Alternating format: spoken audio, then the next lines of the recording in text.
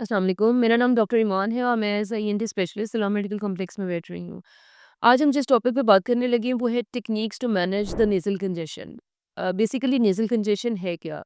Nasal congestion नाक का बंद होना है, नाक का स्टफ़ी नोज़ की वजह से हमें साँस लेने में मुश्किल आती है, ठीक है?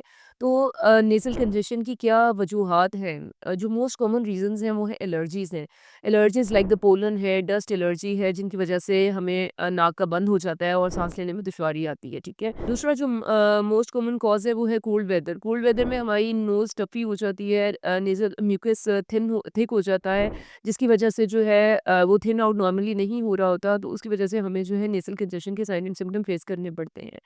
और थर्ड जो मोस्ट कॉमन कॉज़ है वो देखा गया है कि हमारे टर्बिनेट्स नाक के अंदर टिश्यू होता है जो कि एलर्जीज़ की वजह से उनका साइज़ जो है नॉर्मल से बिगर हो जाता है जिसकी वजह से हमें ब्लॉकेज फ़ील हो रही होती है। और यहाँ नाक की हड्डी टेढ़ी हो जाती है जिसको डेविएटेड नेज़ल सेप्टम कहा जाता है, उसकी वजह से भी हमें साँस का रास्ता तंग हो जाता है और साँस लेने में दुश्वारी होती है और नेज़ल कंजेशन के साइन एंड सिम्पटम हमें फेस करने पड़ते हैं। बेसिकली नेज़ल कंजेशन में होता क्या है? नेज़ल कंजेशन में जो है हमारी नोज़ स्वॉलन हो जाती है, नेज़ल टिश्यू का साइज़ इंक्रीज़ हो जाता है जिसकी वजह से हमें नाक बंद होना शुरू हो जाता है, ठीक है? तो what are the techniques to relieve nasal congestion at home and when to consult the doctor? जो नॉर्मल होम रेमेडी आप यूज़ कर सकते हैं कि आप अपने फ्लूइड इनटेक को ज़्यादा करें, हाइड्रेटेड रहें ताकि जो है वो म्यूकस जो है वो थिन आउट होता रहे और आपको नेज़ल कंजेशन फ़ील ना हो, ठीक है?